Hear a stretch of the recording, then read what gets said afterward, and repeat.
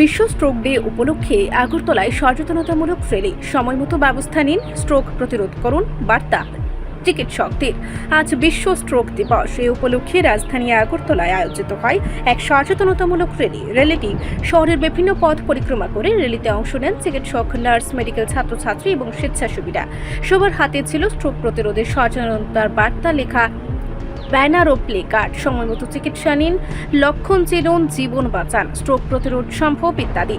র্যালির মাধ্যমে চিকিৎসকরা সাধারণ মানুষকে সচেতন করেন যে স্ট্রোকের প্রাথমিক লক্ষণ যেমন কথা জড়িয়ে যাওয়া, শরীরের এক পাশ অসাড় হয়ে যাওয়া বা হঠাৎ দৃষ্টিশক্তি ঝাপসা হয়ে যাওয়া, এগুলো দেখা দিলে অবিলম্বে চিকিৎসকের পরামর্শ নেওয়া জরুরি।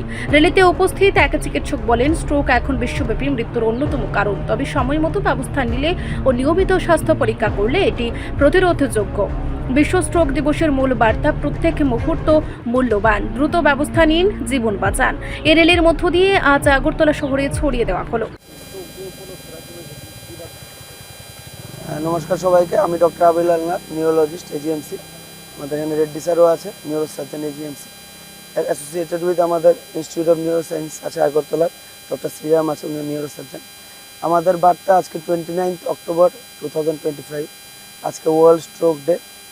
আজকের যে এবারের যে থিম, এটা হলো এভরি মিনিট কাউন্টস। এর মানে কি? এর মানে হলো স্ট্রোক যখনই হবে আমাদের মেইনলি কি সিমটমস হতে পারে, ফার্স্ট বলছি যেন মানুষ বুঝতে পারে। একটা হলো আমরা যদি নর্মালি হাঁটি, একদিকে হঠাৎ করে যদি কথা বলতে অসুবিধা হয়, এরপরে যদি একদিকের উইকনেস হয় হাতের নাহলে পায়ের, স্পিচ প্রবলেম যদি হয়, এরপরে কথা বলতে অসুবিধা, আর টাইম ফাস্ট যেটা বলে FAST। তো ফাস্ট মানে F for face, A for আমাদের আর্ম, S ফর স্পিচ, আর T ফর টাইম।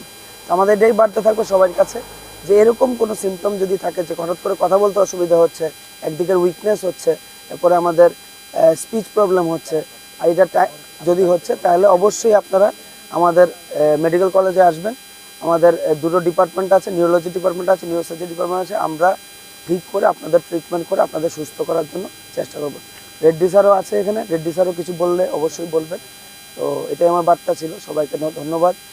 আমরা অ্যাপিল করেছিলাম রাজ্যবাসীকে যতজন পারে সঙ্গে আমাদের ইনস্টিটিউট অফ নিউরোসায়েন্সও এসে আমাদের এই সারাতে আমাদের ওইটা হয়েছে, সঙ্গে আরও আমাদের আগরতলার অনেক মানুষ এসছে। সবাইকে আমি ধন্যবাদ জানাচ্ছি আমার তরফ থেকে।